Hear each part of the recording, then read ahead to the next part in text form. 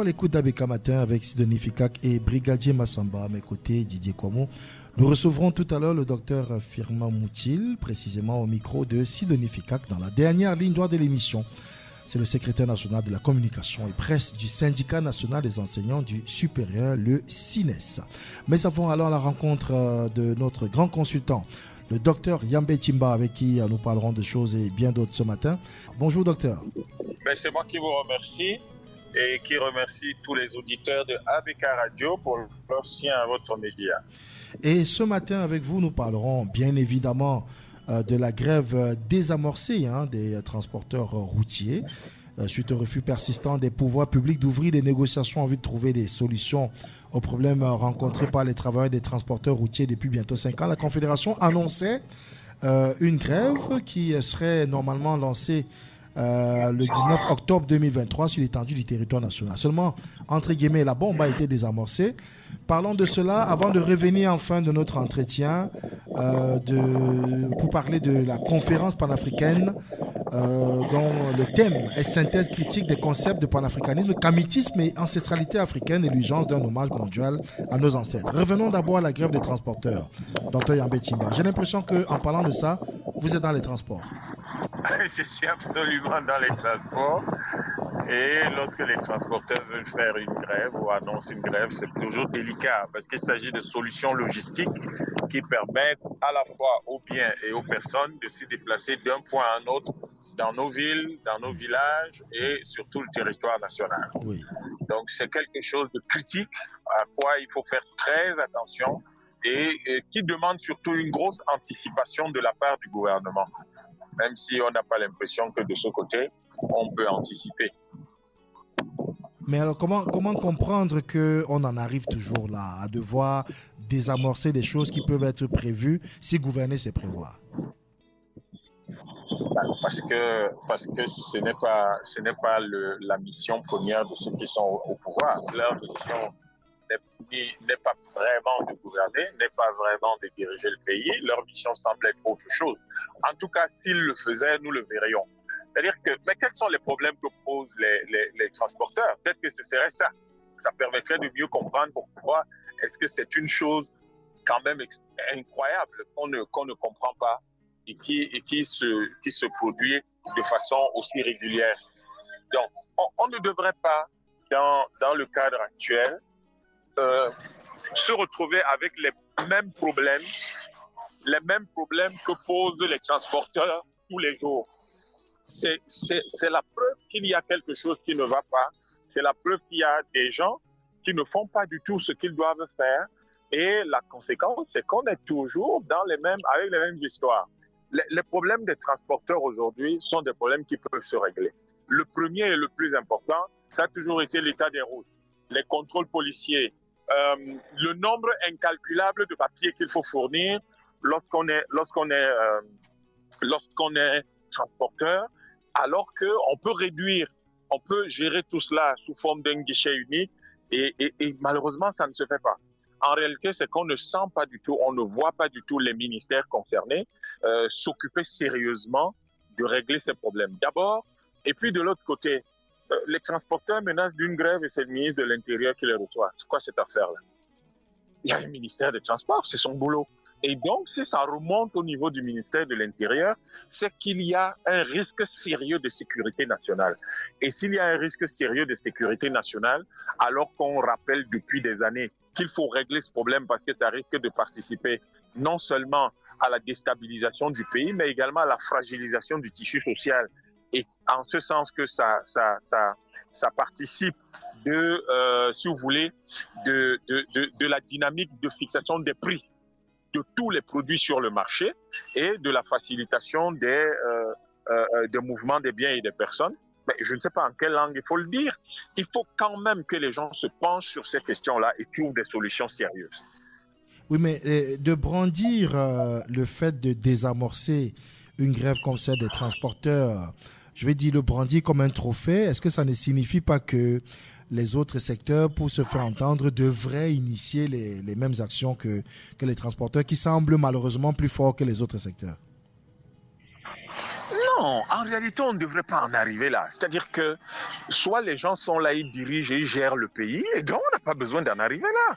C'est-à-dire qu'on n'a pas besoin que les transporteurs disent que les coûts d'entretien de leurs véhicules sont exorbitants à cause des mauvaises routes. Est-ce qu'on a besoin d'annoncer une grève pour ça?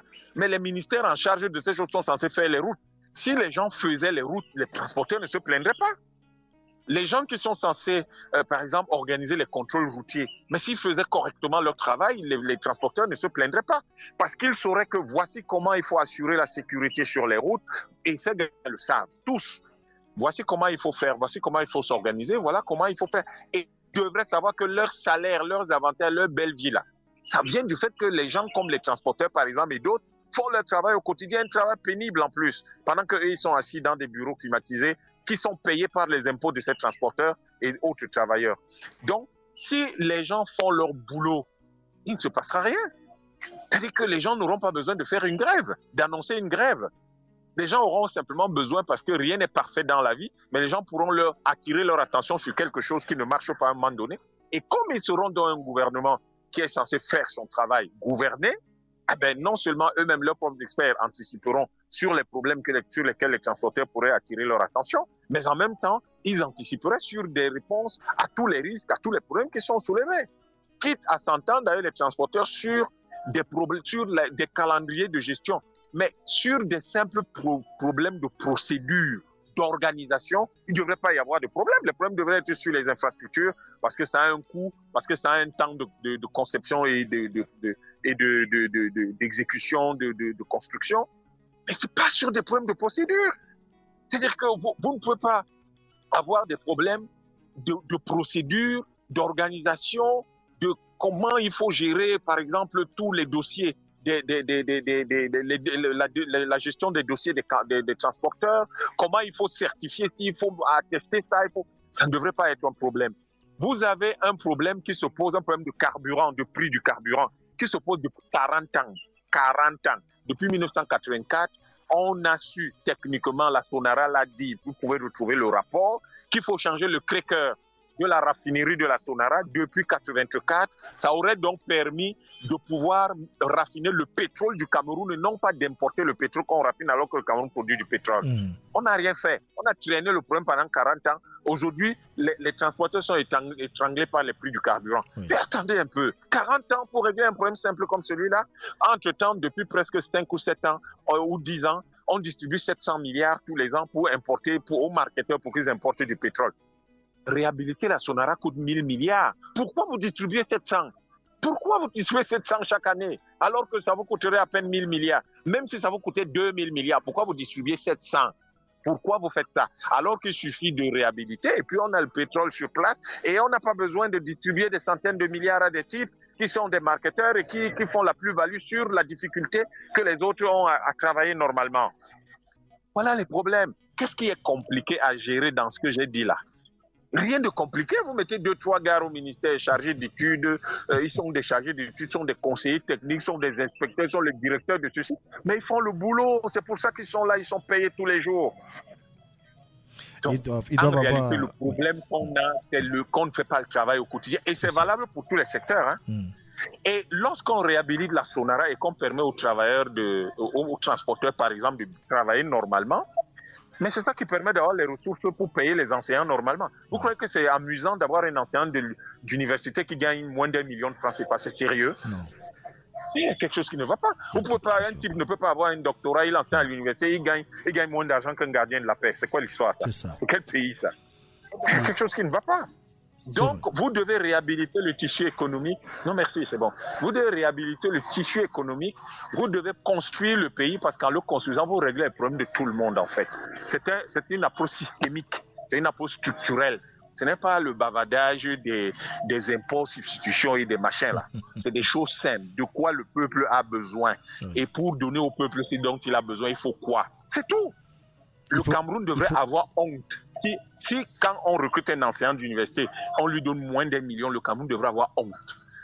Et ça, il faut qu'on le... Or, le travail des transporteurs fait partie des choses qui apportent à l'État l'argent qui lui permet de travailler, qui lui permet de payer correctement tout le personnel dont il a besoin, particulièrement les hommes les plus importants de ce pays, les enseignants.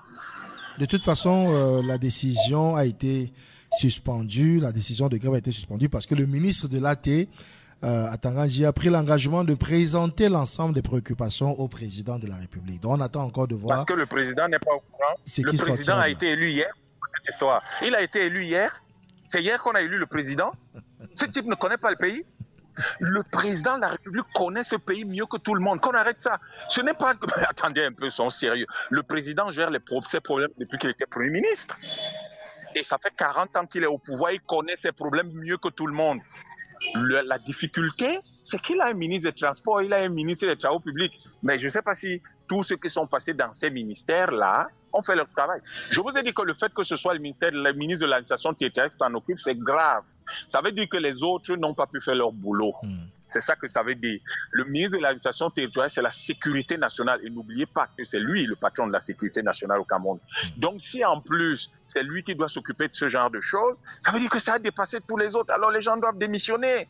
Si un ministre commence à faire le travail des autres ministres, ça veut dire que ces ministres ne sont pas utiles au gouvernement. Il faut qu'ils démissionnent, c'est tout. Mais attendez, on ne peut pas payer des gens qui ne font rien alors que d'autres font leur travail. Vous savez, le manque de rigueur dans notre pays, je me souviens que parmi les premiers mots que le président a prononcé quand il est devenu président, il y avait rigueur. Le manque de rigueur dans notre pays actuellement est très dangereux. C'est ça qui nous crée des problèmes tout le temps.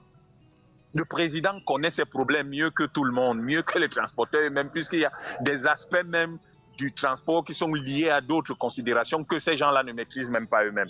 Le président connaît tout ça. Donc le problème n'est pas qu'on va le dire au président, on ne va pas le dire. Les transporteurs, simplement, c'est des gens sérieux. Les transporteurs, c'est des gens laborieux. C'est des types qui travaillent au quotidien. C'est des types qui aiment leur travail et qui aimeraient bosser. Tout ce qu'ils demandent, c'est qu'on leur permette de travailler. Donc ces gens-là, ce qu'ils ont fait, en fait, ils ont laissé au gouvernement la possibilité de gérer le problème, de trouver une solution, c'est tout. Il ne faut pas aller croire que le président va découvrir ces problèmes-là. Il les connaît depuis longtemps. Mais maintenant, il a besoin que ses ministres élaborent des stratégies, des solutions et qu'ils lui apportent des choses sérieuses et pertinentes, qu'ils mettent ça sur sa table. Et qu'ils n'attendent pas que des hautes instructions. Alors, Dr Yambé Tchimba, sortons de notre... Et lui-même, il doit les bousculer. Il doit les bousculer parce qu'il ne les bouscule pas. Si on n'a pas de solution, ce n'est pas au ministre qu'on va demander des comptes, c'est à lui, le président de la République. C'est lui qui a été élu. Les ministres ne sont pas élus. Il y a de ça aussi. Parlons de tout à fait autre chose à présent, Dr Yambé Tchimba. Pour les 5 minutes qui nous restent, avant d'aller retrouver nos amis du CINES, eh bien, vous nous apprenez que nous nous rapprochons peu à peu d'une date importante, c'est celle de la conférence panafricaine dont le thème est synthèse critique des concepts de panafricanisme, kamitisme et ancestralité africaine et l'urgence d'un hommage mondial à nos ancêtres. Dis-nous-en davantage, Dr Yambé. Mais écoutez, nous sommes dans un environnement où aujourd'hui, ceux qu'on appelle les panafricanistes devraient être fiers de tout ce qu'ils ont accompli. Grâce à eux, le monde africain bouge et les nouveaux chefs d'État qui arrivent et qui sont imprégnés des idées de la souveraineté et de la liberté de l'Afrique leur rendent hommage. Assimi Goïta, Ibrahima Traoré, Abdoulaye Tchani, Sankara, Akanj Kouadera, etc. Sankara. Non, mais même pas. Je parle de ceux qui sont arrivés dernièrement. Ils leur rendent hommage. Donc, il faudrait... Par contre, on a l'impression que tout le monde est rentré là-dedans, parle de panafricanisme. C'est le nouveau gadget à la mode qui permet d'avoir de la notoriété. Il faut faire un point. Aujourd'hui, le panafricanisme s'est gardé fin du 19e siècle. Aujourd'hui, et puis popularisé par les Kwame Nkrumah milieu du 20e siècle. Aujourd'hui, qu'est-ce que nous devons entendre par panafricanisme? Il y a des concepts qui sont nés comme le kamitisme. Qu'est-ce que nous devons entendre par là? Et l'ancestralité africaine, qu'est-ce que c'est? Nous devons donc faire une synthèse critique pour donner un contenu rafraîchi à tous ces concepts aujourd'hui, afin de nous donner la perspective qui nous permet de construire l'Afrique de demain. Mais il faut savoir une chose aussi, c'est que en réalité, tous ces concepts nous lient à quelque chose, à nos ancêtres. Et nos ancêtres, nous ne savons plus comment communiquer avec eux. Quand nous parlons de spiritualité, on ne sait pas ce que c'est. Quand on parle de religion, on va à l'église, on va à la mosquée, mais c'est pas africain, c'est pas conçu ici. La plupart, c'est venu. D'ailleurs, tout ça est venu avec la traite arabo-musulmane, avec la traite des négrières européennes, avec la traite négrière arabo-musulmane pour l'islam, avec la traite négrière européenne pour ce qui est du christianisme. Et toutes les autres spiritualités qui encombrent l'espace africain. Donc, comment nous raccrocher, comment nous reconnecter avec nos ancêtres pour recréer le continuum historique et anthropologique africain. Donc, nous avons là 2 préalables épistémologiques et anthropologiques grâce auxquels nous pouvons construire l'avenir de l'Afrique. Et du 30 novembre au 2 décembre à Douala, nous invitons tous les panafricanistes, tous les Africains nationalistes, tous les Africains conscients d'être africains et ayant envie de le rester, de rester toujours africains, et bien de prendre part à cette conférence et de pouvoir, à la fois pour ceux qui en ont les compétences ou l'envie, de participer en venant prendre la parole. Il suffit de nous envoyer à notre adresse kamitmemory@gmail.com, de nous envoyer un titre et un résumé de 100 à 150 mots et de pouvoir participer. À la fin, nous allons avoir des ateliers grâce auxquels... Non, on vous a légèrement perdu. Oh là là, Dr Yambé Timba, on revient à vous, Docteur Yambé Timba, vous parlez des ateliers avant que nous soyons coupés par une mauvaise connexion. Ah oui, donc je dis et ces ateliers vont nous permettre de rédiger un protocole de Kama, c'est-à-dire le protocole de la Terre noire, du continent noir. Et ce protocole-là va dessiner les axes et les grandes orientations stratégiques de la construction de l'Afrique de demain. Nous avons des gens qui viendront de Haïti, du Sénégal et d'autres pays d'Afrique pour que la réflexion soit partagée. Et j'espère que le Cameroun, en tant qu'aujourd'hui berceau du renouveau panafricaniste, je crois que cela va nous permettre de pouvoir apporter au monde une pierre majeure à l'édification de son futur. Je rappelle que Cheikh Anta Diop, sa dernière conférence, il l'a faite au Cameroun, à Yaoundé. C'était une manière de nous passer le relais. Omotunde, Kalala Omotunde, sa dernière conférence, il l'a faite au Cameroun. Donc tous les grands de ce monde, tous ceux qui ont ravivé la flamme de la dignité, de la liberté, de la souveraineté africaine, sont venus donner leur dernière conférence au Cameroun. C'est un testament que nous ne pouvons ignorer et nous devons utiliser cela étant conscients que le Cameroun a reçu cela en héritage et a le devoir de l'utiliser pour projeter l'Afrique dans la souveraineté, dans la liberté, dans la dignité et dans le développement scientifique, technologique et économique de l'Afrique de demain. Écoutez, Dr Yambé Timba, je vous remercie infiniment pour toutes vos lumières ce matin, comme d'habitude, et à lundi prochain. À lundi prochain, c'est moi qui vous remercie pour tout. Merci.